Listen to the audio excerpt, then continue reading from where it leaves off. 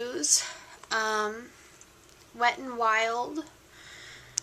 It's sort of like a primer that blends out the certain shades of your skin, because people, maybe like your right side has more color than this side, you know, things like that. So it blends it out with a foundation, and I like to use a little bit shade of, does it? No, it doesn't. I can tell you.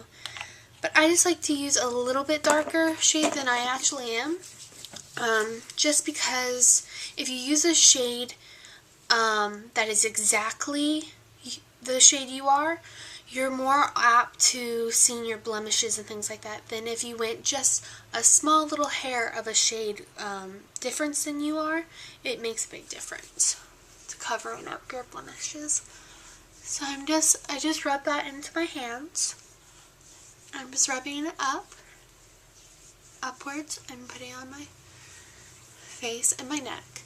And also, if you have any foundations, also put some on your neck, because if you put it just on your face, you're going to see a mask, and then you're just going to have a white neck. So just put a little bit on your neck, and that will really help.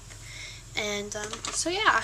So now what I'm going to use is Mary Kay medium coverage foundation, and I am beige and 300. So it comes in a tube like this, and the best trick I can show you is when you put there's two ways you can do foundation. You can put it on your ring finger and your middle finger, because those are the most sensitive areas to rub in lightly. And you can just do it that way, which you'll get great, coverage of it. But the problem is you'll use less makeup, which that's great for your skin. But the problem is that you're not covering the actual spots, like your little spots that you want to cover. So when you put it on the back of your hand, it's warming, but you're not warming it too much. And I'm just going to put about that much. And it warms it up without warming it up too much. And so this is just a Bare Minerals coverage max brush, but you can actually get these sort of brushes at the craft store, which I'll do another tutorial on how to make your own brushes and things like that. So it's just one of these brushes, very small but nice. And so what I like to do is I like to go back and forth motion, so you're getting the coverage on the front and back side. So with that, all you do,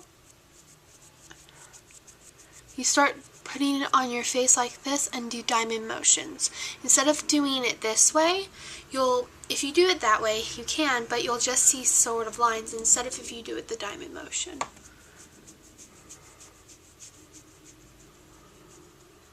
And then in this area, do it very gently, following the groove of your eye.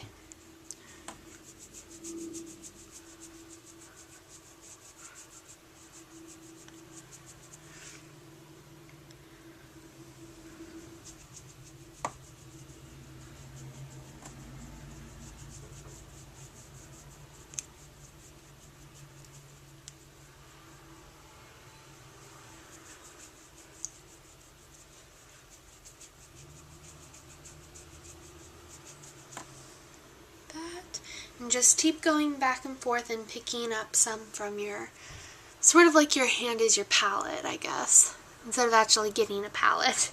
Your hand's your palette.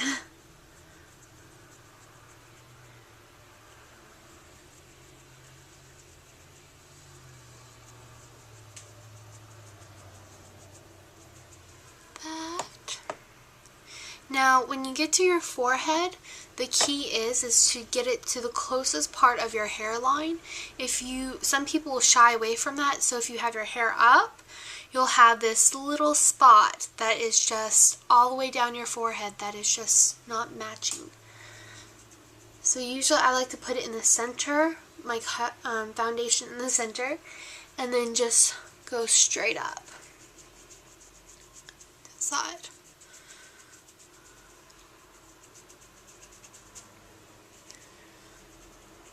Really get it up in your hairline. Won't really really matter because afterwards you can wash your hair. So with the rest of that, you just want to grab it into your hand so your palm's clean. And then you can just rub the rest on your neck. Like this. You don't technically have to use, I mean, you could use the brush, like good back diamond motions and things like that, but you're not really emphasizing on your neck so much. You just want to make sure that your neck has coverage, but not over coverage. Because in the day, you might, because your neck moves and things like that, you can sometimes get creases from your foundation than if you would from your face foundation. So, yeah. So now I'm going to be using Bare Minerals Matted, and I'm fairly light. Bare Minerals, fairly light. And what I like to do is I like to tap some on the top and then tap some on the bottom. So you get about a little powder worth of it. And then this is just my Eco Tool. It's an eco-friendly brush that I got at Walgreens, and everything that I've used will be on the down below box. So all I do is I circular my brush hairs on the cap, just like that. And I don't really tap any of it out on my brush because with this brush it's very light, so it really holds into the hairs until, so if you put light, if you rub it lightly, you have a little bit of it. If you put harder pressure on it, you get more coverage. So I usually start light and then go hard. So, and you just want to do it lightly. Just rotate.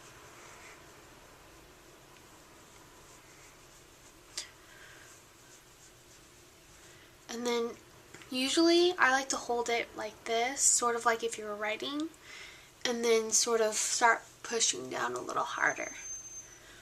But you don't want to push down too hard to where you're separating the bristles of your brush. And then your neck. Like that. And your chest.